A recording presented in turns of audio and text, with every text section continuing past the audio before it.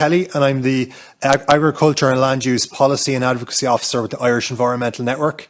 So the Irish Environmental Network is a coalition of over 30 of Ireland's leading environmental NGOs, and I'll be chairing today's discussion. I'd like to start off by thanking Sean Kelly and his team for kindly hosting us here in the European Parliament today for a discussion between decision makers, farmers, scientists and civil society on the topic of the role of pollinators in protecting nature. Pollinators are a cornerstone of global biodiversity, and through their role in food production, they help to underpin our societies and economies. Around 4 in 5 crop and wildflowering plant species in Europe depend on pollination. This service brings tangible economic benefits. It is estimated that its contribution to the EU's agricultural output is worth at least €5 billion per year. However, pollinators are in crisis. In Europe, 1 in 3 bee and butterfly species and hoverfly species are declining. Moreover, 1 in 10 bee and butterfly species and 1 in 3 hoverfly species are threatened with extinction. In my own country, Ireland, 1 in 3 wild bee species are threatened with extinction. The loss of pollinators undermines long-term agricultural productivity and food security, threatening human well-being and nature. But pollinators have friends. We have seen strong public support from European citizens through the Save Bees and Farmers initiative, where over 1 million EU citizens called for a transition towards bee-friendly agricultural practices. And early in the life of this Commission, we saw EU politicians respond with a number of pollinator-friendly policies. The EU Biodiversity Strategy for 2030 and the Nature Restoration Law set targets of reversing the decline in pollinators and increasing pollinator diversity. The article on pollinators within the Nature Restoration Law was one of the only elements that was actually strengthened during trilogue negotiations, demonstrating the broad political support at a European level for pollinators. Our fate is intertwined with that of nature, and therefore there is no alternative but to halt and reverse the decline of pollinators. However, in recent months, political will has wavered in response to the war in Ukraine and the farmers' protests. We have seen the rejection of the sustainable use of pesticides regulation in Parliament, and a number of Member States are now seeking derogations to the Space for Nature obligation within their CAP strategic plans.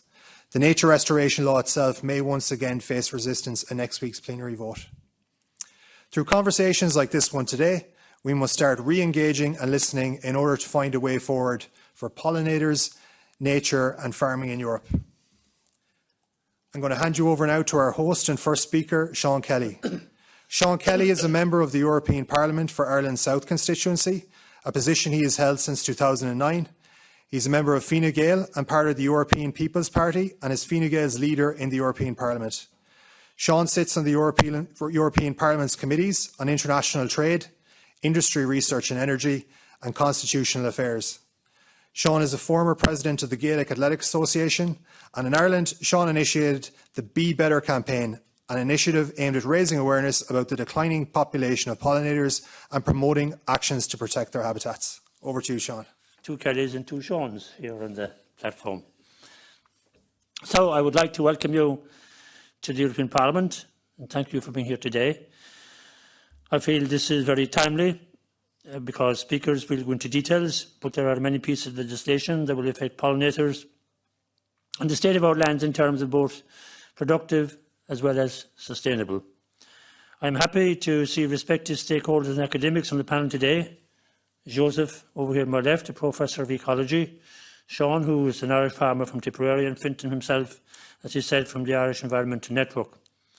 I'm delighted to facilitate a conversation on how to restore nature.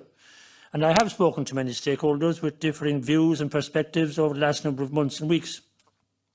However, today I'm happy to speak about something that we all agree upon, that being the need to ensure that we protect pollinators. The declining populations of wild pollinators, such as bees and butterflies, pose a significant threat to our ecosystems and agricultural prosperity.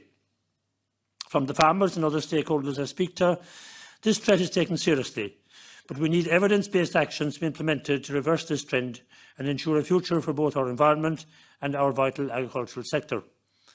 Wild pollinators, including bees, are declining globally, raising concerns about biodiversity loss and ecological stability. In Ireland, a 2006 assessment identified 30 of the 99 bee species at risk. Pollinators play a fundamental role in natural and managed ecosystems, pollinating 78% of European flowering plant species. People may not realise it, but 71 of the 100 crops providing 90% of the world's food supply depend on animal pollination. The economic argument to reverse pollinator decline is also important to highlight. As Fintan was saying, crop pollination contributes nearly 15 billion annually to crop production, and in Ireland alone, annual pollination is estimated to be worth up to €59 million a year for home-produced food crops. Pollinators contribute to the ecosystem structure, nutrient cycling and climate change adaptation. We need to highlight more that biodiverse systems with varied pollinator traits enhance the crop pollination, yields and overall system stability. For crop producers, pollinators ensure reliable yields of high-quality produce that is so important to many people's livelihoods. Pollinators also ensure consumers of a range of fruit and vegetables at an affordable price. The All-Ireland Bumblebee Monitoring Scheme reveals a 4.8% year-on-year decline in overall bumblebee populations from 2012 to 2019. This is, of course, very concerning. Maintaining diverse pollinator species is crucial for resilient agricultural systems and natural ecosystems. The conservation of wild pollinator diversity is vital for ensuring consistent and successful pollination. While honeybees are managed pollinators and are not formally considered threatened, their increasing populations can impact wild bee populations. Achieving a balanced system requires halting declines in wild pollinators and promoting a diverse range of pollinator types. On a broader point, the narrative on climate and agriculture also needs to change. The situation we are now in is that farmers feel their voice and interests are being downplayed. The reality is that they can be drivers of positive biodiversity and climate change actions. For example, by embracing renewable energy sources and ensuring a functional carbon market will provide economic incentives to improve soil quality and sequester carbon. Biogas production is completely untapped in Ireland. Vastly increasing the number of anaerobic digesters in the country would not just help with energy production, but also would be a huge component to enable the sector to comply with the Nitrates Directive. There is also still plenty more solar generation capacity that is yet to be realised. This is where the government needs direct policy interventions, ensuring that actions are compatible with ecosystem restoration. The core point is that farmers must be given the tools and not just demonised for simply trying to make a living. It is for this reason I launched my Be Better campaign, an initiative aimed at raising awareness about the declining population of pollinators and promoting actions to protect their habitats. The campaign highlighted the critical role of pollinators, particularly bees, as they resonate the most with people as pollinators, in maintaining healthy ecosystems and emphasised the need for collective action to ensure their survival right across the EU. This is a topic that farmers and environmentalists agree needs to be addressed, a simple example of common ground. To coincide with World Bee Day, I visited several primary schools across the Ireland South constituency. During these visits, I distributed native wildflower seeds to the pupils with the aim of educating them on the importance of pollinators for Ireland, which they received enthusiastically. I have also made many stakeholders meetings on the topic, and in fact, this week I have this meeting here in the European Parliament, and last Saturday I attended a meeting in Tralee, in the wetlands, where I also spoke about this important topic. World Bee Day presented a perfect opportunity to launch the Be Better campaign, and I was happy to use the opportunity to raise awareness and engage with young minds.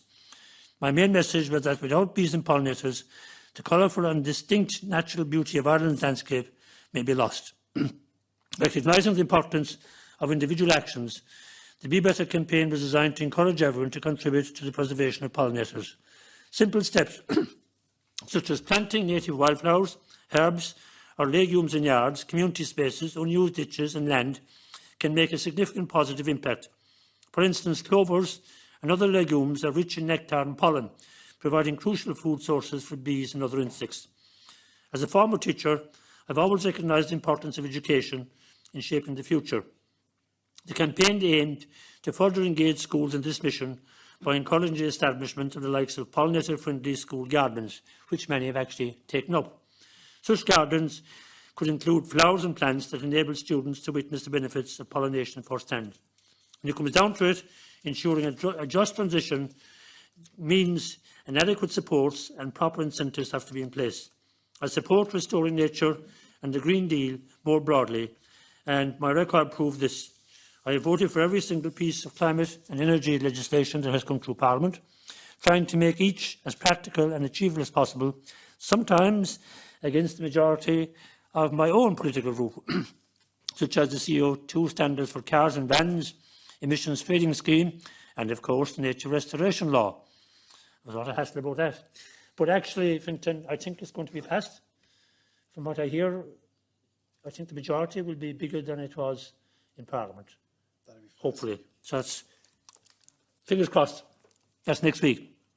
EU legislation has the potential to make positive impacts in Europe and even beyond, but the Commission is not infallible and unintended consequences of provisions can be created. Although not always a perfect system, that is why the Parliament and Council can amend legislation, which we have done. So it's important for that reason to send MEPs to Brussels who are willing to work and do the right thing for the environment and for citizens. Thank you very much. Thank you, Sean. That was brilliant. We'll take some questions afterwards. I'm going to hand over now to the scientist on our panel. Professor Joseph Settle, or Sepp to his friends, is originally from southern Bavaria. He is the head of the Department of Conservation Biology and Social Ecological Systems at the Helmholtz Centre for Environmental Research in Germany. He is a PhD in agriculture and is a professor of ecology. He has held numerous senior roles within the Intergovernmental Platform of Biodiversity and Ecosystem Services, IPBES. He has authored around 600 publications and has coordinated important projects such as the EU Pollinator Monitoring Scheme. Over to you, Joseph.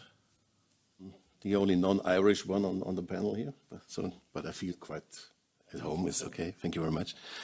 Yeah, I want to start with some of the major results we had in this intergovernmental processes, which is called IPBES, this Platform Biodiversity Ecosystem Services, and the global assessment, which I was co-chairing with two colleagues, had some kind of, let's say, important statement for the overarching aims we have. And one what we have in the keywords, in the key messages is feeding humanity and enhancing the conservation and sustainable use of nature are complementary. They can be advanced through sustainable agriculture, aquaculture and livestock systems, the safeguarding of native species, varieties, breeds and habitats, and ecological restoration. That's just one direct quote from a document which was agreed by all the parties in the negotiations. It was 140 countries at that time. Now we have 145 in this process. So IPBES is like IPCC, but focusing on biodiversity and ecosystem services. Some sub-elements of this statement is promoting sustainable agricultural and agroecological practices. So agroecology plays a quite important role in all the analysis we have done. Agroecology can be something like a philosophy, but also a natural science discipline. It's actually both in the end. And it's about empowering producers and consumers to transform supply chains and facilitating sustainable and healthy dietary choices. The healthy dietary choices leads quite directly to pollinators, of course, as pollination is an important asset in producing exactly what we need in terms of vitamins and minerals. So we had this, one of the first activities of this IPBES was the pollination assessment. It was published in 2016. I brought some copies of some of the policymakers, only a few because it's too heavy to carry. But if you need more, just let me know, but it's also online, it's all downloadable. And just focusing, well, you also mentioned all the problems we have, the declines we have in species. I will focus now on some of the general statements you made in the responses part. So going into land use change, important component, provide food and nesting resources, especially for bees nesting is an important component, but also for other insects, which means manage or restore native habitat patches, establish protected areas, which is an important component, but not sufficient as its own. So you need also have the management, of course, and increase habitat heterogeneity. This applies to agricultural, natural, and urban areas. So we also include all this kind of, it's the whole landscape actually, which is, let's say, affected here. In intensive agriculture, the responses are create patches of flower-rich habitat, which is an important exercise. We do quite a lot of this in Europe, but it's important to know that these habitats and these flowers should be from the place. In the meantime, we have this kind of, let's say, effect that people buy the flowers, maybe all across Europe they are the same genetically, which is exactly what we don't want. we would homogenize biodiversity by doing this. So we have to really look at local sources of these plants we use for flower strips. Otherwise, it's quite an important component, not sufficient, but it's also, again, important. I will always say it's a kind of gasoline station for the bees to pass there, but you also need a kind of homes, the habitats like open soils, but it's one component. Then organic farming, by and large, has a positive effect on pollinators, at least normally not a negative one. To diversify farming system is important, and what we also put there is a global statement, reward farmers for good practice, and that's something that's quite crucial, of course. There's one point which I want to make. We often have a discussion about, do we reward farmers because of the results they have or because of the activities they do?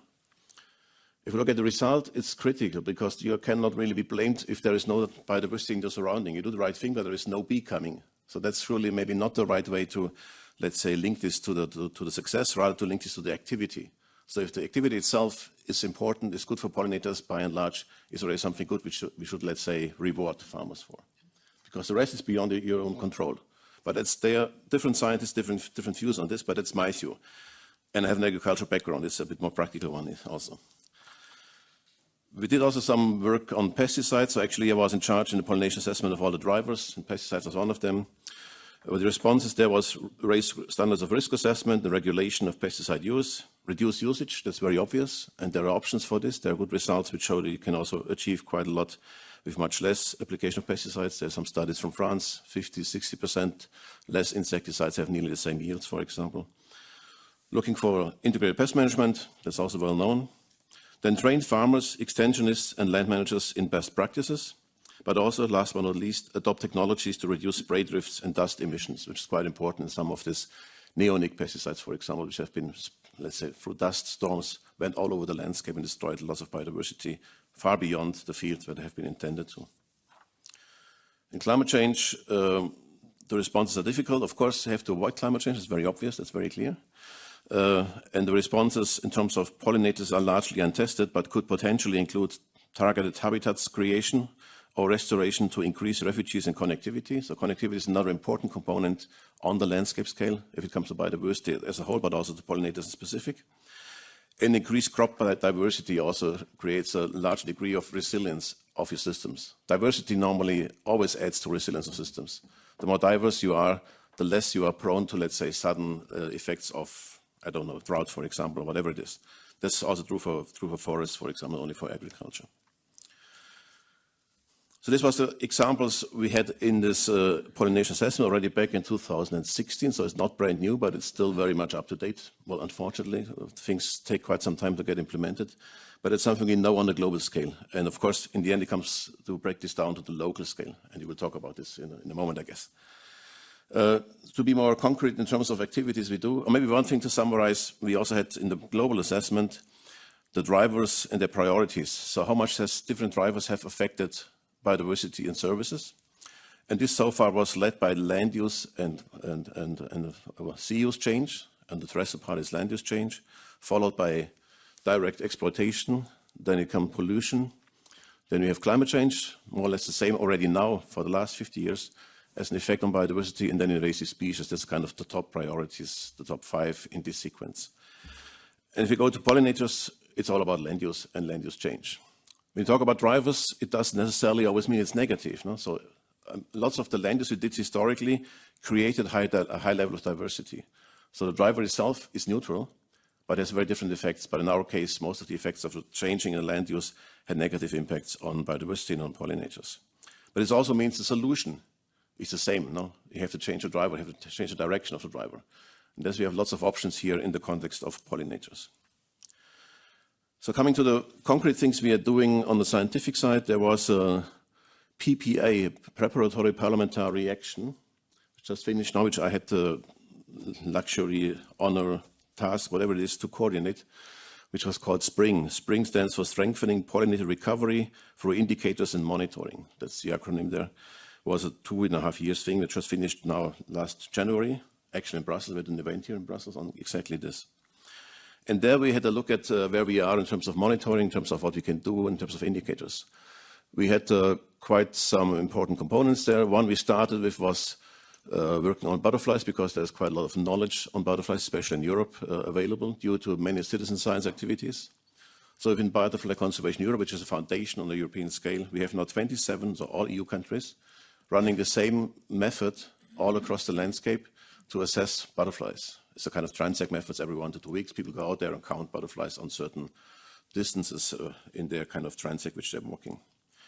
And from this, we learned how to, let's say, bring across the idea of monitoring for the entire EU. That was our kind of, let's say, blueprint for the things we are doing also in the other pollinators, the more important ones even. So butterflies are sometimes important, sometimes less. They're nectar thieves mainly, but they're good indicators for landscapes with different structures. You have to have nectar plants, you have to have food resources for the larvae, you have to have structures. So they are more complex in the requirements than many of the other pollinators are. That was a starting point. We developed what is called a Pollinator Academy for education, to bring across the knowledge to teach people how to identify these kind of bloodily complicated creatures. If you look at bees, in Germany we have 600 species of bees, a bit more than Ireland, but it's a biogeographical thing. It's not your fault. And the problem is, of course, they all look the same, no more or less. You know, the honeybee and then the others.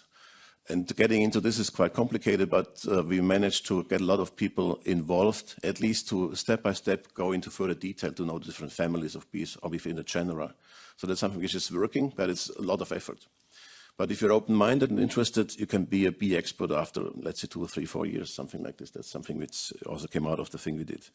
So this academy is also online. Lots of materials are there. It can be downloaded. It's all spring-pollination.eu, by the way, if you're interested in the webpage, spring-pollination.eu. And then we looked at the other ones, the main ones, which is bees and hoverflies, partly also moths. We tested some methodologies and are at the moment about to develop a recommendation on how to best proceed, so how to get the best data with, let's say, as limited input which you have. So there are different scenarios for different monies coming into the process. But we could develop things which say that the transect walks, like the butterflies, are also good for some of the bee groups and also the hoverflies, for example. Then there are other kinds of trappings. You might know the Malay trap. It's not technical, of course, which, let's say, summarizes or collects everything which goes into a certain funnel, and you collect it there, which gives a good impression on the overall diversity, which was the method for the general insect decline 2017, which was one of the big reports there, which maybe you still remember this one, the insect dieback, which was done in this methodology. We look at moths, which is a quite important group of pollinators, but not yet so well known, quite a high diversity. We have 3,500 species in Germany of moths, so maybe something like 10,000 in Europe. Many of them are pollinators.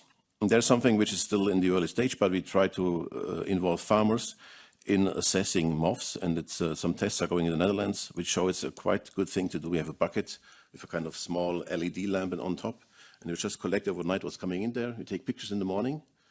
With artificial intelligence, you can identify 95% of species already. Just take pictures and send it to a kind of central station. That's something which is very nice to do, and the farmers in the Netherlands are quite happy with this. So that's something we try to use as a blueprint also across Europe. That's also one of the outcomes of this spring project. So it's about bees, hoverflies, moths, butterflies as the main groups of pollinators across Europe, which we dealt with in this PPA. And maybe last but not least, we also developed there, or further developed this grassland indicator for butterflies, which you know from Article 9 as a keyword there in the nature restoration law, which we have established from 1990 onwards, starting in the UK, now no longer EU, but there was a starting point there. And now we have also, as I said, all the countries across Europe, and we can see there's a kind of dynamic development. It's a decline by and large of this indicator across the last 40 years. But it's kind of, let's say, leveling off at the moment. It's getting much better, partly due to the inclusion of more countries than before. So it's not really a trend over Europe. It shows that there are many countries in Europe which have quite good conditions still on pollinators, especially Eastern Europe. Romania, for example, has good conditions there. If you want to know more about this, we can talk about this methodologically, but that's something established through citizen scientists over the last 40 years or so. In Germany, we run this scheme now for 25 years. And as I said, all countries across Europe do this. And there's one more specialist group, or let's say working group now, about to finalize their findings, is STING. So spring was the other one. STING is closer to the bees, you can easily keep in mind. Science and Technology for Pollinating Insects. And that's something which is, let's say, managed by the Joint Research Center in ISPRA. And this is let's say, an expert group providing important data and insights for testing and refining the design and methods derived from the spring activities. We do this there. Building capacity human taxonomic training and resources, identifying challenges and solutions, fieldwork, ID, data, etc., and exploring new opportunities. I mentioned MOFs. And building monitoring communities. It's all about the community activity across the society, actually. And I think if you want to have people in this kind of biodiversity research activities, pollinators are a really good entry point. Thank you. 3 or 4 years, we could become experts in bees. But I think it will take us a while longer to catch up with you. That was really, really excellent. I think when we're having a conversation with pollinators, it's really important that these policies and the science is grounded at field level and farm level. And that's why I think it's really critical that we have a farmer here on our panel today. So I'm going to introduce Sean O'Farrell. Sean is a farmer from Tipperary. His farm is located on the western slopes of the Devil's Bit Mountains. He's been running his mixed farm organically for the last 20 years. He is self-sufficient in vegetables, soft fruits, organic pork and chicken, and markets his meats to the local community. Sean completed a Master's in Biodiversity and Conservation in Trinity College Dublin in 2008. In 2012, he diversified his farming enterprise to provide outdoor environmental education programs for primary schools and ecology workshops for biology and agricultural science students from secondary school. Sean is passionate about enhancing the biodiversity on his farm, and his work for nature was recognised in 2018 when he was made a Farming for Nature Ambassador in Ireland. Over to you, Sean. Thank you, Fintan. And I'm delighted to be with you all today, delighted to give a farmer representation. And as a farmer and as a food producer, the first 3 things that come into my mind in relation to pollination is diversity, relationships and resilience. So I'm going to touch a little bit on each of those 3. So when I speak about diversity, I'm meaning diversity of plant crops, plants in the grassland, many different plant species, different grasses, different herbs, different flowers, different plants across the cultivation areas. You know, we have so much monoculture. It's very poor for pollinators. We need to move towards more diverse landscapes. If we have all that diverse plant across the landscape, it means we're going to have different diversity of populations of different insects. And if we have the different insects, we're going to have the different bird species feeding on the different insects, and the different birds of prey feeding on different birds. So pollinators for me is a holistic system of viewing the farm landscape and creating a sustainable system for future generations. And my second point was relationships, and I've just about explained that there really, because you have a web of life of different creatures feeding on different things. The plants are the powerhouse, and the insects are next in the system.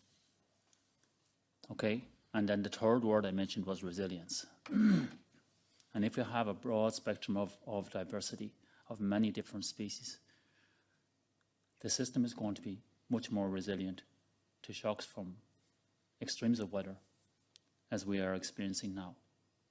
And it's going to guarantee us a better food security for ourselves. Okay? And so for me, it's a learning journey as a farmer. And only in recent times, as I talk about pollination and a holistic approach, I now see myself, I talked there about a healthy ecosystem. But now I see myself, or yourself, as in the audience, or my comrades here, as more than just human cells. You, Sean, like me, are more a microbial community than you are human cells. You could not have digested your food today without the bacteria, the fungi, and that system that's giving you your B vitamins and all your minerals and so forth. So we are, and those creatures, those organisms are providing you with a strong immune system. So we are also an ecosystem. So then, to talk further in relation to the grasslands and the diversity within the grasslands and taking a holistic approach, if we have a diversity of plant species within the landscape, you're going to have plants with different rooting depths. And those plants with different rooting depths are allowing greater water infiltration, greater water holding capacity. greater sequestration of carbon. But there's another very important thing that I just got to get to know quite recently, is that the plants, when they photosynthesize, they actually send down about 40% of the sugars they produce into their root zone. And they have a symbiotic relationship with the microbes and the fungi that I'm just after speaking about. And this is a system that has been functioning for millennia, before any herbicides or pesticides or chemical agricultures were ever invented. And I believe, myself as a farmer, it's the only system that is sustainable. I know there will be many different opinions on that, but that's my belief. So, yes, so the soil biology, to me, is seriously important. And I could go and mention all the different creatures within the soil food web. And we're familiar with the earthworms, the bacteria, the fungi, the nematodes, the protozoa. I'll give you the rest of the guys when they come to me now in a second. The millipedes, the millipedes, the centipedes, the earwigs, all these other guys that are all functioning in part of that system. So it's the above ground, below ground diversity is phenomenally important. So, and I believe myself, for a long time I did not appreciate this story, this natural history story, this evolutionary concept. But now that I do, I believe that knowledge transfer is a hugely important matter. Knowledge transfer to politicians, knowledge transfer to my fellow farmers. And alongside that, I believe that political integrity to ensure that that happens and that the policies that emerge for that to create a more sustainable society and the well-being and health of people of Europe. So as a farmer then, I'm going to introduce you then to another aspect of my farm, and where I see very much great potential for the farmers to embrace new laws in relation to supporting pollinators. And that is taking the Irish situation where we have about 680,000 kilometres of hedgerows. And as somebody mentioned earlier, hedgerows, I think Steph mentioned it earlier, that hedgerows are seriously important as a corridor for wildlife.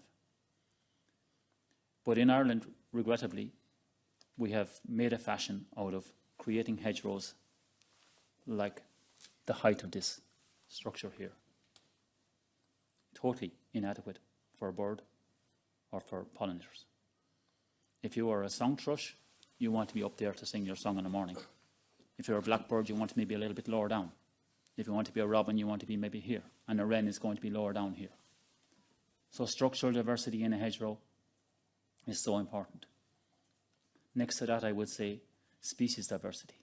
Having the one type of plant through that hedge is it's mediocre.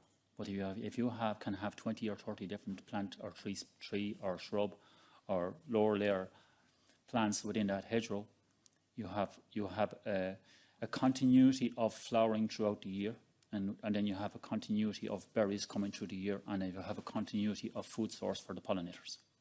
Not just the pollinators, but the birds. And when April comes in Tipperary in Ireland, I will have birds flying into Tipperary from parts of North Africa and the Mediterranean region. And in the autumn time, we will have birds coming into that part into Tipperary from Scandinavia, the redwings and the fieldfare.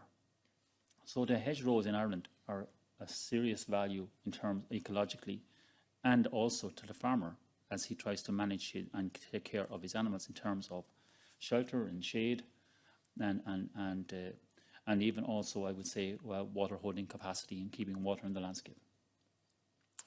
I'll give you another example of what I do as a farmer on my own farm, trying to enhance biodiversity on the farm, relates to taking field corners and maybe fencing off a field corner.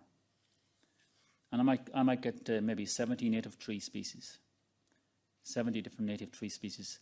70 different native trees. There might be 10 different 10 or 12 or 15 different species types into a field corner.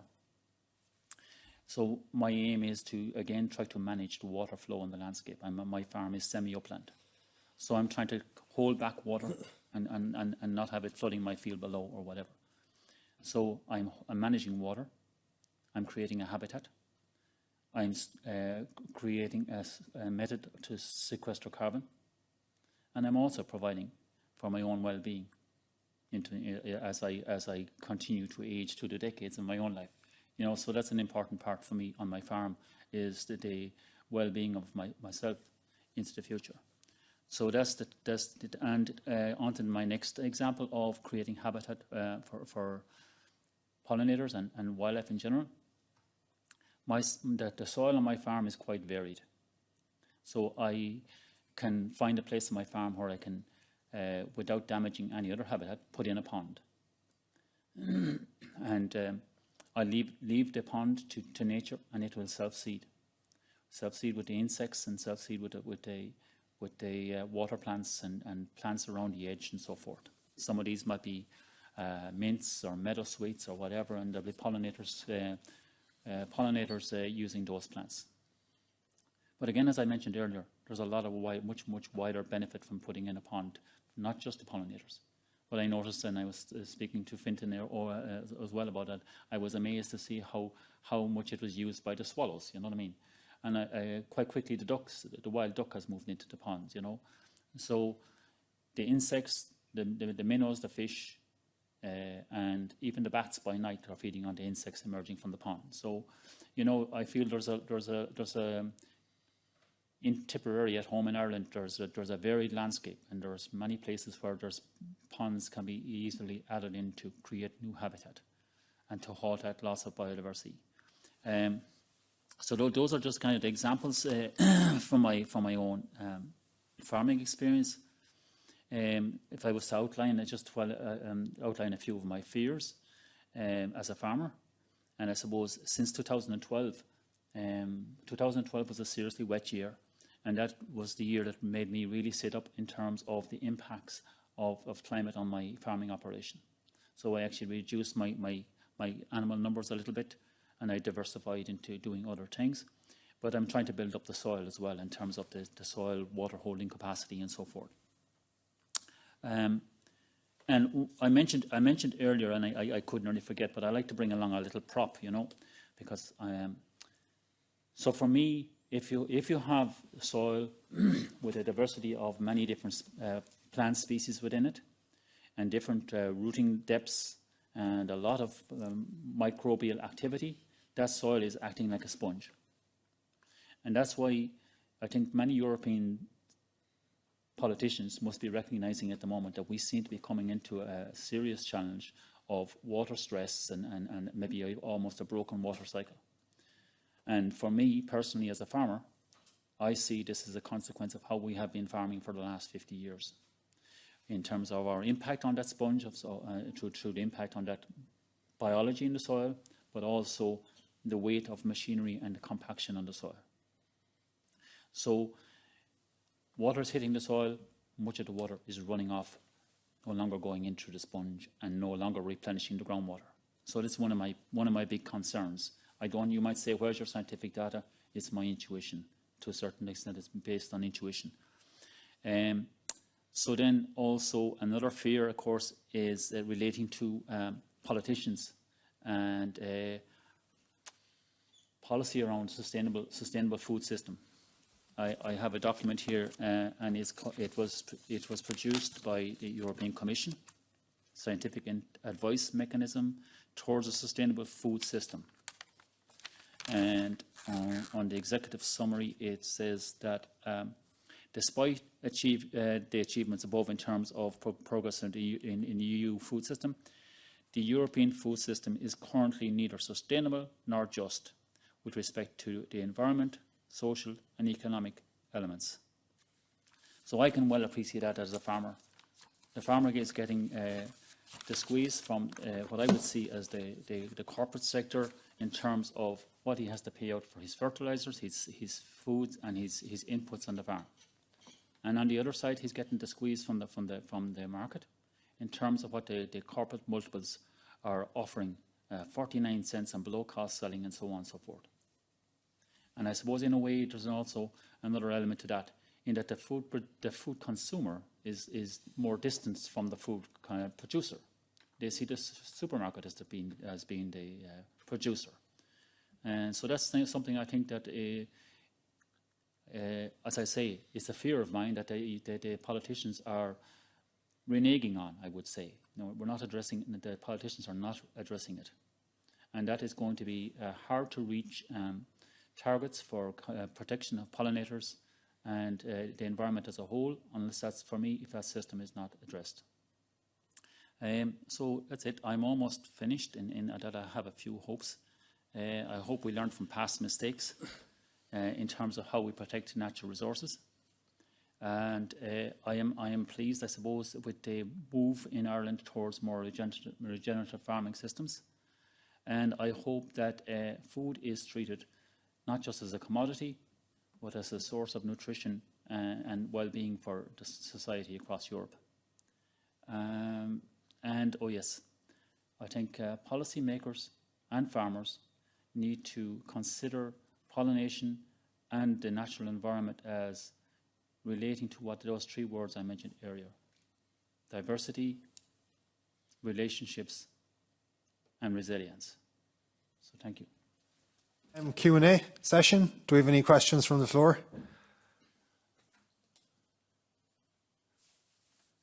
You, sir?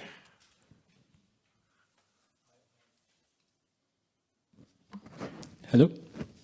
Hi, this is Mauro from the European Climate Foundation. Thank you so much, Sean, Mr. Sean Kelly. You mentioned the importance of pollinators for food security and agricultural productivity. Well, my point is, we didn't really hear any of that in the debate on the nature restoration law over the summer, coming from the EPP. So, in fact, many EPP members seem to be quite in denial of these basic facts. So my question to you is whether Irish MEPs, maybe after the elections, can lead the way and raise the bar of ambition in the EPP. Thank you. The vote to do it at the head of nature restoration law was defeated. I think that's a slight change now, that more see the necessity for the nature restoration law. And I was just speaking at the EPP group this morning. I mentioned some of these points. And I think that rather than opposing it, at the very least, we should try and have a free vote next week. Because what happened the last time wasn't fair. Certainly not fair to me or others. But the only thing I would say is we are in an election mode. And when elections come in, common sense goes out the window. So everybody will say things not on the facts, but on the impressions they're going to make. And that's unfortunately the position. And the one thing I would hope, and I've said this to Ursula von der Leyen, that if she is back as President of the Commission, in the first 2 or 3 years, she should deal with all the likely important controversial issues and get them out of the way. Because when it comes to the last year, and especially the last months, logic goes out the window. But at the same time, I would be very disappointed if nature restoration law was defeated next week. I think if the other groups hold the line which they had, there will be more from the EPP voting in favour, or those who vote against abstaining, and that will certainly give a bigger majority. Not all the Irish MEPs are going to go this time in favour, and again, you can read that between the lines, where do I get my most votes? If there's some crowd opposing it, and I back them, then they're going to vote for me. If we're all in favour of it, those who are opposing it, they're not likely to vote for me. So, unfortunately, that's the position. But at the same time, I'm a great believer that good always wins in the end. And that's what we'll be looking for. Thank you very much for your question. Thanks, Sean. As someone who's worked on environmental advocacy at an EU level, sometimes coming from a smaller member state, even from an NGO perspective, you can sometimes be made feel that the Irish aren't powerful enough because we've only a few MEPs. I thought there was something quite, reassuring and positive about the nature restoration law, that we really got to see the Irish MEPs come together, vote for the nature restoration law in the last plenary, and really make an impact on behalf of Ireland and for Europe in favour of nature restoration. So it was really excellent to see, and I know a lot of Irish people and a lot of our supporters would feel similarly.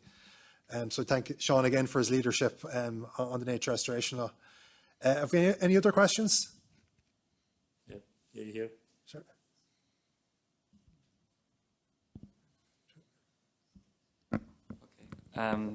Thanks, Sean, for organising this event. My name is Damien. I'm an advisor in the Left Group.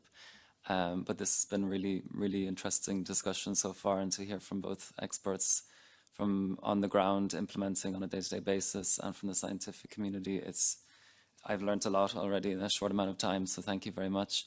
I had some questions. I'm not sure how you feel, perhaps, Joseph, about answering this question, because of course you do scientific work, but I'd be really interested to know what's your impression of the EU policy direction, where we're going with this mandate, and if there's any kind of big gaps, or if there's failures or good steps or whatever, because you mentioned a lot of really important points. I think the big message I heard was about space for nature, space for pollinators, habitats is basically the key thing. I'd love to know if you've been following policy here to comment on that, but I understand if you don't want to go there. And then in relation to Sean, thank you for, I think actually, just a thank you for what you do. It sounds like you're an incredible farmer, really implementing the best kind of farming practices that our country has. I'm also Irish, by the way. And I really feel that from what you said, and you also spoke about the need for diversity in all sense, and below ground, especially about soil diversity, which is very much neglected. There's a lot of policy discussion here in Brussels about how do we reward that, what's the best way we can do that, and of course we have a CAP that's up and running. I'd love to know your impression of the CAP, what works for you, what doesn't work for you, what would you love to see change, because you should be the biggest benefactor from the CAP for the practices that you do. That should be obvious. It goes for not only good food production, but taking care of the soil, restoring habitats. You're doing a load of work that doesn't seem to be being rewarded fully. And perhaps also if you could comment on the protests we had recently here in Brussels and elsewhere, because of course there was a lot of demands there, a lot of multitude of different voices, and you mentioned a lot about how farmers are being squeezed from various angles, but I'd love to know also your impression and your demands in that respect as the farmer doing the work that you do. Sorry, I have a lot of points, but I was really impressed by that, and thank you. So I think a question first for Joseph on policy direction, and then for Sean on the broader question of CAP and the farmers' protests and his perspective on that. Yeah, thanks for this. So most of the statements I made are actually agreed text of governments in a consensus way in the last, let's say, 5 to 10 years, which is quite amazing because everybody knows about this, at least in principle. So all governments have been there in the IPBES process or in the CPD, which was in the Montreal 1.5 years ago.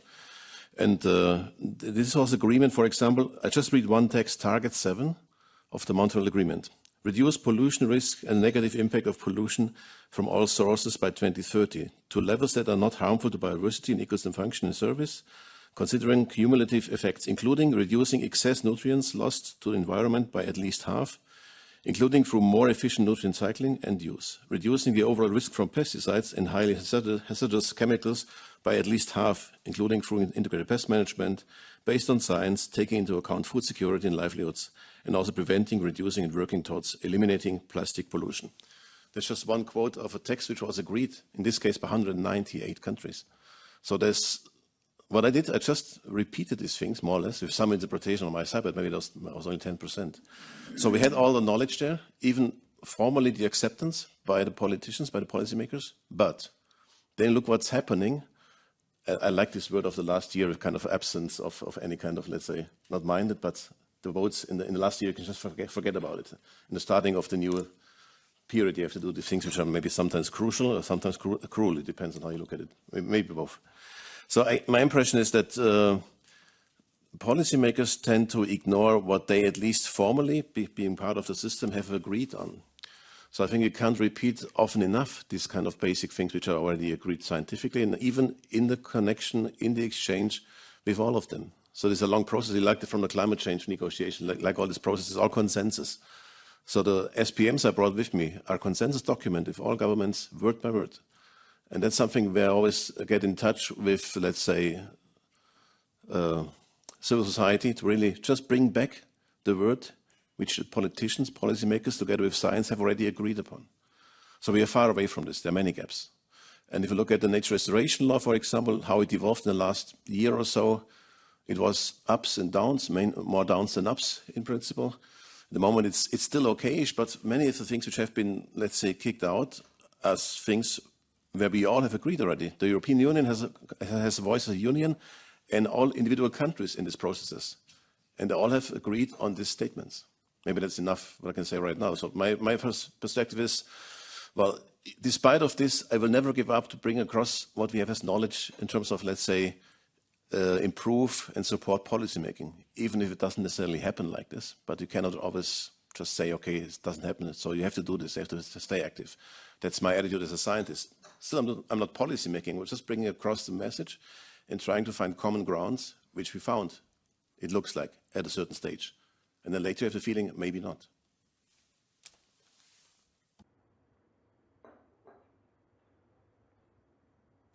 Do you want to respond to those the questions, Sean? There was a question on CAP and to what extent CAP rewards you for the custodianship that you carry out in your farm for nature, and then also your views on the situation with the protests across Europe with the farmers' protests. Yeah. Thank you, Fintan, and thank you, Damien. So first, in relation to CAP. Personally, on a personal level, I suppose I like many farmers, have benefited considerably from fairly well-designed schemes, like the REP scheme was probably fairly well-designed scheme.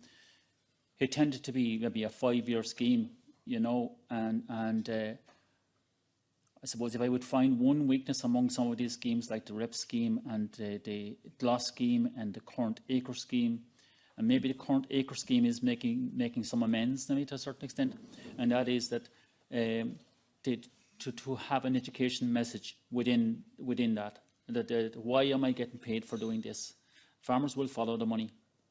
But if you can stimulate the farmer as to say, okay, you got to stay out at 2 meters from this river, you need to introduce the farmer to the freshwater ecology within the stream and the fish and the ecology side of it, and have an educational benefit from that funding to the farmer.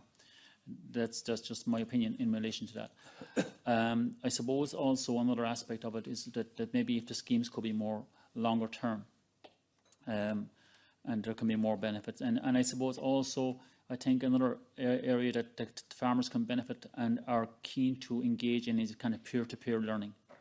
Farmers like to learn from other farmers and systems that have worked well on other farms, like, you know what I mean? So that's another aspect that maybe could be introduced more into it. But on the other side, then you have a side of CAP that's trying to drive productivity, you know, and how many litres per cow can you produce, and so forth. So, and that, of course, then on the opposite side is having there's no doubt everybody knows has had a hugely negative impact on water quality. We haven't really addressed the negative impact on soil because we don't know. Personally speaking, personally speaking, I think we needed to have been monitoring soils in 2006 when it was mentioned in a proposed directive in 2006. At the moment, we're talking about a monitoring scheme at the moment, and when will it arrive and what will it do? You know, so it for me is kicking that can down the road, and it's not value for the taxpayers' money in relation to that CAP is failing on that in protecting that natural resource. So, and I suppose others will argue that a lot of the CAP money is going to the people that are already at a higher scale of income and wealth. You know what I mean? And the smaller farmer is not getting a proportion that maybe he needs to get, like, to stay viable. In relation to the protests and where it starts and what is spin and what people are calling far right, and who is using this term as far right to put a tag on something that they don't want to identify with. There's all this type of drama going on. Okay, it seems that the German farmers seemingly had a grievance in relation to the taxation on diesel. it seems that the Dutch farmers certainly have issues around nitrates and regulations on nitrates, and this has to come because, again, down to water quality. But for me, the big issue that's been a bit sidelined, and whether it's been sidelined by the EU politicians or by the media or whoever is sidelining the big issue for me, which is the corporate multiples and the processors and these guys. This is where it's, for me, it's been sidelined, and the other issues are being used as made priority. And that's, again, as I mentioned earlier, is one of my fears, that somehow there's a lack of integrity, and people are not keeping the focus on the real issue and bringing the broader benefit to the members of society across the EU. Like, that's my. Hopefully, I answered your question. Okay. Any other questions? Mr. Markey? Introduce there Colin Markey, my colleague from Ireland, Midlands North West, MEP, and also here, just joined us, Vice President of the European Parliament, Martin Hofschick. You're both welcome. Thank you very much for coming. Thanks, Sean, and thanks to all the panel for the contributions. It's an interesting conversation. I think, firstly, thank to you for organising the event. I think it's so important. I think the whole principle of promoting and enabling pollinators is critical to all agricultural activity for a start, but also it's the broader discussion I think is very important. Just a couple of things in relation to it, I suppose. Like probably the point that was made by previous questionnaire in relation to if you like, the protests over the last month or couple of months, and I suppose then the debates there was over nature restoration law and various things, pesticides and industrial emissions directive, and you could list on and on and on. Like, has it not been a complete failure of the system how divisive these have become? How, like, ultimately, from an environmental perspective, you couldn't argue but that nature restoration has pretty much been hollowed out in so many ways. Pesticides directive has been parked. Industrial emissions directive has been very much like, well, there's some may have argued for higher or different limits, but certainly all bovine are out of it now. So for some that may be a problem. Like, ultimately the whole debate has failed, and like, I hear comments and today even where, like, in, like, let's say where it's, you know, everyone's very respectful and polite, and yet in the background there's constant tweet wars of nasty comments and polarisation, and it's actually, I could refer to it here in the room today, like, and I just feel there's a disingenuous nature of some of what's going on. And like, surely there's a, how do we create, and I don't know if I welcome, great to see you here because it's a great time. And we were in a fiery room one day before where all this came out. But how do we bridge? How do we bring everyone down to one road? Because nature's losing. Like, people can talk, NGOs can say they're doing what they're doing, but for 40 years NGOs have failed because they haven't delivered what they want. You could argue agriculture is, farmers are frustrated. They're on the streets protesting. It's not working for anybody. So as long as people talk at each other, it doesn't work. So what are we going to do to build a bridge? And what are we going to do to put everybody on the one road? Because even in some, and I'm not, a lot of what our friend from Tipperary said, I value, and I think he's very right, but to say cap funds promotes litres per cow, it doesn't.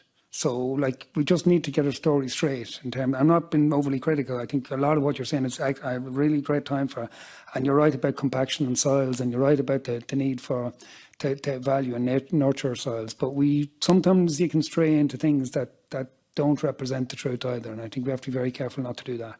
But I just, on the broader piece of it, how do we stop people being so poisonous in the background while being so polite up front? And equally, how do we stop people from polarising the debate, which is serving nobody? Because that's what's happening. And I've seen it in the last 12 months, and for me, it's been massively damaging on all sides. I think this gentleman has reached a lot in terms of what he's saying. Most of what he say, I agree. I believe we can have commercial agriculture and still sustain the environment and certain things. And it's about having that conversation. You talked about peer-to-peer learning. I think that's very, very important. It's about bringing people on a journey. And I just wonder, how do we bridge? Because it ain't working, and it's worse it's getting. And if you wanted a pesticides directive, you didn't get one. If you wanted a nature restoration law, you didn't get one. If you wanted an industrial emissions directive for right or wrong, and that's one I'd be less convinced by. Like in Ireland, we hit our 2030 targets for pesticides. We weren't particularly, like there were certain elements of it might have been a concern, but we've reduced the pesticide use by 50% based on the indexes. So like, we weren't necessarily down in the ditches on this, but the whole thing isn't working. We're losing the debate, and I think we have to be a bit more reflective, a bit more conciliatory, and a bit more cooperative, because nobody's cooperating with anybody at the moment. Just a perspective on all that. Sorry for the rant, but a perspective on all that. I think most of what you said, Colin, I think we'd all feel it in terms of even globally, the polarisation of politics in the US, within the EU, and definitely I think environmental policy development and the Green Deal has been a microcosm of that. I think from my perspective, working with Sean's team, macrocosm, yeah. And I think from my perspective, working with Sean's team to try and bring this event together, I think the only way you can really start is by having a discussion, listening to different stakeholders' views. And I thought it was interesting, even within the debate, Sean O'Farrell raised concerns around political leadership at an EU level, but I actually thought a lot of what you said, Sean Kelly, in regard to, you mentioned farmers must be given the tools and not just demonised, just transition and the need for effective supports. I think you spoke to some of that as well, Sean, in terms of the need for longer term schemes. So I thought that while there was shared concerns in the panel, I think there was also shared solutions. I think maybe those are the things we need to focus on. But do you have any, maybe Sean Kelly or Sean Farrell, do you have any views or reaction to what Colin said? Yeah, I can see where Colin is coming from. He's a colleague of mine, so we discuss this often. But I wouldn't be as pessimistic in the sense that, firstly, anything that happened by farmers which damaged the environment up until now wasn't farmers' fault, just policy. I saw it with my own father, God be good to him. That time we were supposed to drain soils, drain them with his hands, pike or spade. You were supposed to take out the old grasses and replace them with ryegrass. One species, as you were saying, he did it. You were supposed to take out hedges and make the field bigger so they'd be more profitable. He did it. And so did thousands of others. Now, we learned that was a mistake. But Sean here is absolutely right. We're having the right policy. We haven't them yet, we're introducing the right policies now. And acres certainly is, the environmental schemes are all going that direction. But you're right, I think, that education piece, saying to the farmer, why are you leaving this here? And the benefit of it, I think that's missing. The same, then we have policies which are not implemented. I spoke about this last Saturday in a wetlands event in Tralee, where we were discussing something similar. I've been reading for the last 5 years, or more maybe, Tagus advice on cutting hedges. You mentioned it. My father would have the same. Small hedges, square.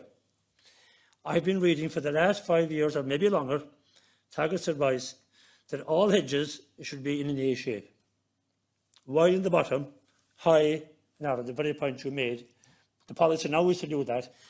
I haven't seen one hedge, I've lived all over Ireland, I haven't seen one hedge on the roadside cut in an A shape. They're gartered, they're butchered, they're all square. So if essentially the edges into the state, because most of those hedges are on the side of the road, they're cut by county councils. So if the message isn't getting through there, why are they blaming farmers? So we have to have a policy of monitoring and saying why. Because if farmers and anyone else with a bit of a cop on says this is actually good for the environment, it's good for us, let's do it. Isn't that it? Yeah. Simple as that. And the other two speakers, do you want to respond from MEP Colin Markey's contribution? Yes, I suppose. Thank you, Colin. And I suppose I'm going to respond, being my first time here, and I'm going to ask a question.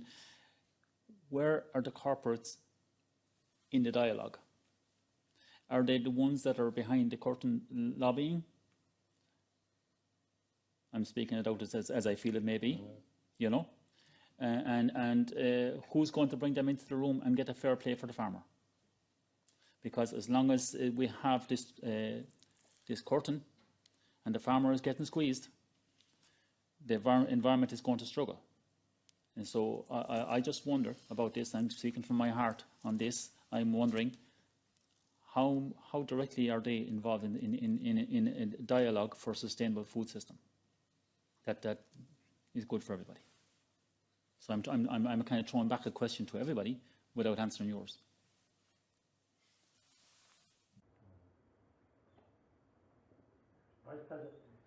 Vice President of Parliament, and he's involved in this area as well. Thank you for coming. And thank you, and sorry for organizing. And sorry for being so late. Too many meetings. But I think this is a really important discussion. Ultimately, touching down to the things that deal with in terms of the soil legislation, the pollinators, because how the whole thing is set up and how it's framed, it's crucial for this. And sadly, yes, I think the debate around agriculture and protests have been hijacked. If you look at the protests in Czech Republic, they were led by essentially Putin's agents. That's, the farmers turned around at the end and went back home seeing that, someone who publicly praises Russia and actually received 2 billion, well, it's like almost 100 million euros over the years from the CAP payments, is saying about how horrible the situation is. To give you an example, in Slovakia, it was the protests of the small farmers on Monday, which were saying, look, we haven't got the payments for last year. We fulfilled everything. There is a mess in the agency in Slovakia. It's the bureaucracy is on top of the bureaucracy that the policy requires. It's completely useless. And then there is a protest tomorrow, and by the big farmers, basically blaming bad Brussels, although their chief was on summer saying that, 80% is a Slovak problem. The government has changed, they aligned to the government. It's the problem now suddenly Brussels, where nothing changed on the ground. From my talks with the farmers, beyond some honestly useless bureaucracy, which is not helping to deliver the environmental objectives, and that very often, and in the case of the Slovakia, I would say almost 100% of it is our own homemade origin, sadly. I think the situations that, and I'm happy for the mention of the corporate angle. I'll give you one example. The largest producer of synthetic fertilizers in Central Europe, Duslo-Shala, was making average profits around 5 million a year for the continuation. In 2022, they made a profit of 100 million euros. The profit margin stayed the same, it's just the gas price went up. And who paid the insane price of fertilizer? It was the farmers. But when you look at now at the prices of the bulk produce, it's 3 years low. They didn't profit of the food price inflation. It was the distributor chain, as the food producer chain, but it was not the farmers. Their inputs rose substantially. Now, I think the mistake on the side of us pushing for the Green Deal was we were not good enough in terms of saying that this is about helping farmers to, for example, reduce synthetic inputs. This was about, and I was sad to see the integrated pest management and the requirement for integrated pest management be shut down in the sustainable use regulation in the votes in the plenary, because it's really about helping farmers. And what was seen, and we should have been better in trying to prevent it, although it's the easiest thing to enact, was the feeling of they want to ban things, they want to stop us from using things, but they don't see a way out, what else to do. So of course they felt cornered, although, when the Plus Lux was burning and what I saw under my windows and what I saw on the banners was, we don't want cheap dumping from other countries, which is undercutting us with different conditions. I can subscribe to that. We need a mirroring in the free trade agreements, but yes, this is not what the large part of this House was supporting. We need much more fair prices so we can actually survive. There was almost nothing about anti-Green Deal on those banners. Yet what you saw on the headlines was farmers protest against Green Deal. Don't ask me where the narrative comes from, but this is something which, of course, some of the parties are using, and which is a pity for me, because ultimately, the only ones who's going to profit from it is the very extreme right. It's the fascists. What you see from the EDF, what you see from in France, and what you see the populists and fascists in Central Europe jumping on. And in the age of the social media, not to kind of venture too broadly, it's hard to push a message of hope. It's hard to push something which is not arousing anger and fear. But we have to really try to do that. And I think we have to figure out how to showcase the farmers that, okay, we want to talk, but we want to listen. And we want to ultimately find a way how to make you stronger, how to make you more independent of the chemical inputs. How to make you able to deal with the problem of the nitrate pollution by giving you tools that you can deliver the nutrients without fertilizers, synthetic fertilizers. How you can protect the plants, and how ultimately this is a win for you. And of course, they are cautious. Because any investment, I'm not a farmer, but just the simple thing of you plant something and you have a year which you bet it on in a way, and there is no way going back. So this is where hopefully more patient dialogue, but also really trying to be able to portray the narrative as what we want is actually not to reduce pesticides, but give you tools how you don't have to use them. We want to essentially make you more resilient. So, when the fertilizer price goes up, you can just laugh because you don't care anymore, because you can do the stuff different way. And I think this is particular part of the nature of people, and especially rural people. It's kind of this self-reliance, and we need to give them the chance to be proud and self-reliant again. They don't like to be feeling like beggars asking for things and ventilating anger. And I think this is where ultimately the protection of pollinators, the protection of soil needs to be part of the solution, but it's about how we present it and how we get it across. And sorry for speaking for too long. Thank you for that excellent contribution. Do we have any reaction from the panel to that contribution? I'm sure there was. Joseph, you want to go first? It's not really a reaction. It's just the very first statement I made, just because we just discussed about the industry and all the intermediates, was empowering producers and consumers to transform supply chains. I think that's one of the important components. That's already agreed on this channel level. It was from the global assessment, agreed by all the parties there. They haven't been here at the beginning. So that's one of the core things. Another question to you, Beck, about this poisonous atmosphere in the background. I have no idea about this because I'm not here in Brussels. But of course, we have poison everywhere, if you look in the details. So how to deal with that? I think the one point is, of course, to be as open-minded as possible, and let's say, as in my case, as scientist neutral as possible, just to talk to everybody. But it's different maybe from your angle, from different parties, I don't know. But maybe you can refer to this. Yeah, it's about them, and it's about they should, and they this and they that. And I think we have to do all these things, whether it be the industry and the commercial people, or whether it be the farmers versus the non-farmer, or whatever. It's always the other, those over there, and how they should do it. And you're talking about being open-minded. I think we all have to appreciate the other perspective and the other point of view. And it's a more abstract comment maybe than the issue at hand. But I think, like you talk about laughing in the face of fertiliser. Fertiliser reduced usage in Ireland reduced by 40%. Pesticides down 50%. And they're actually the commercial farmers who drove that.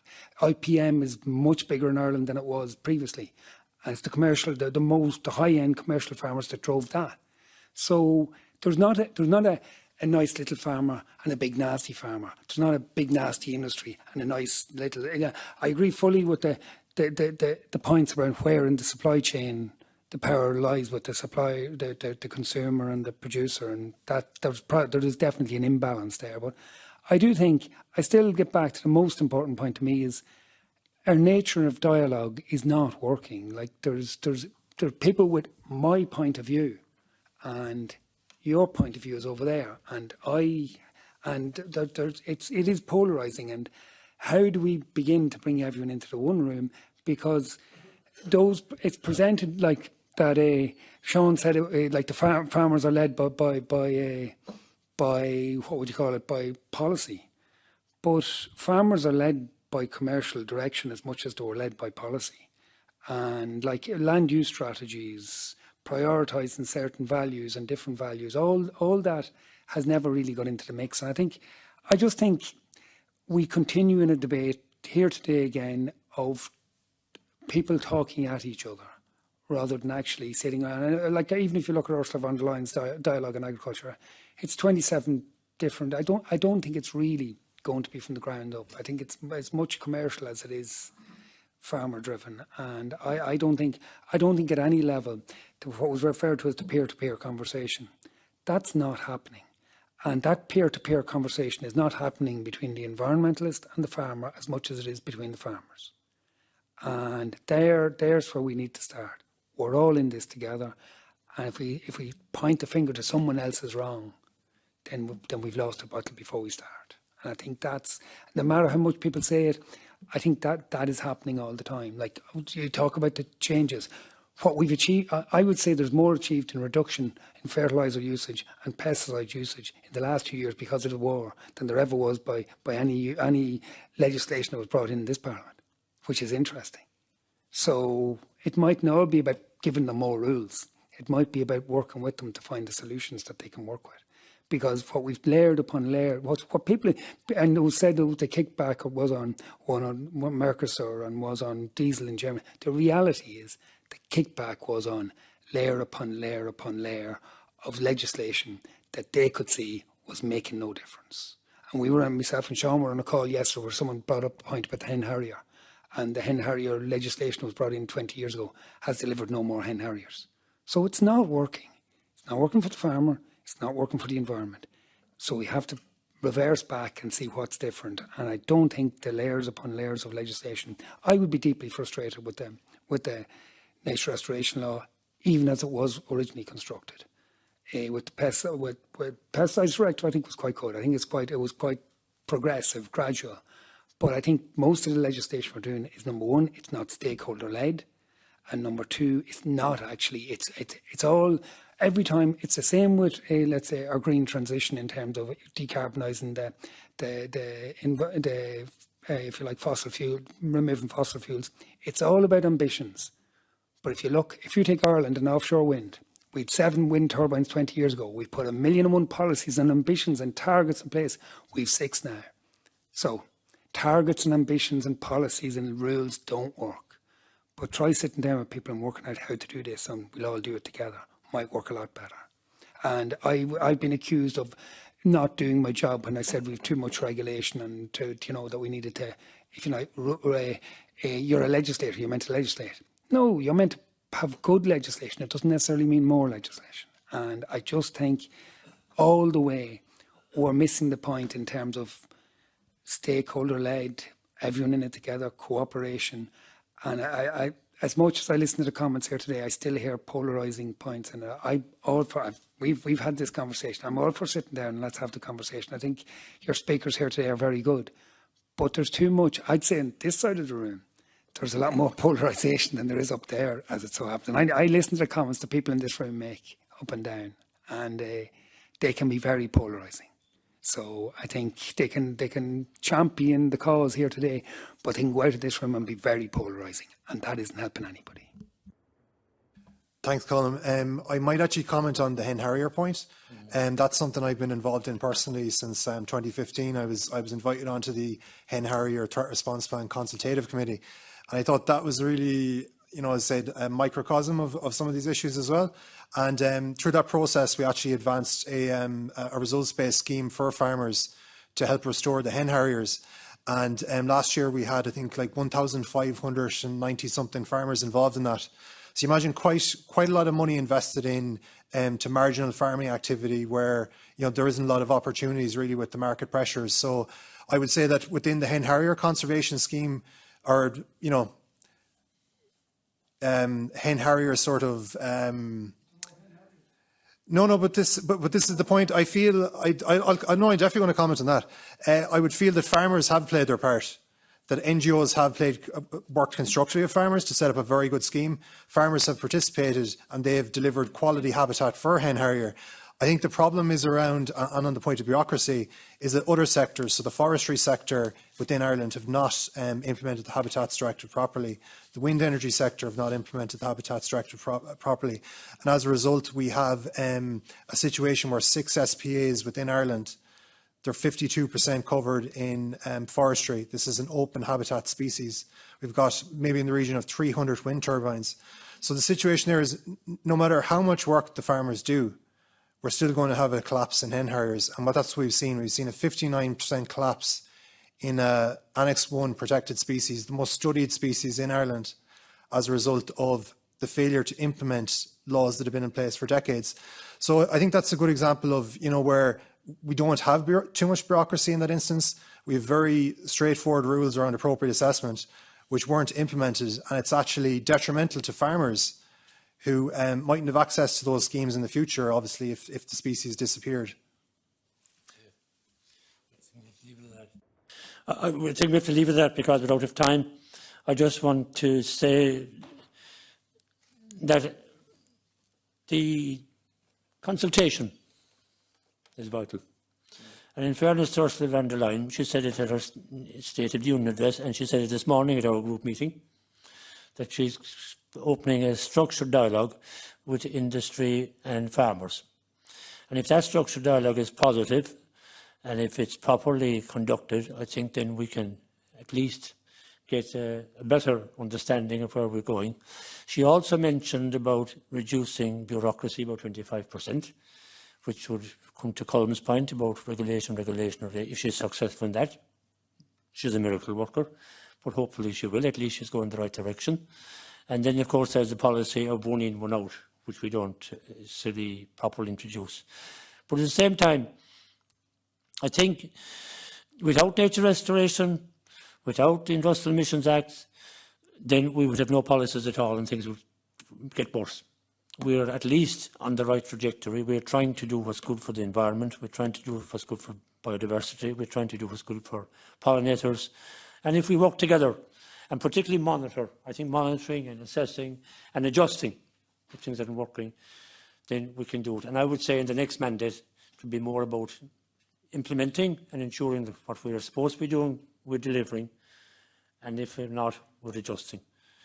I can't see any more need for regulation.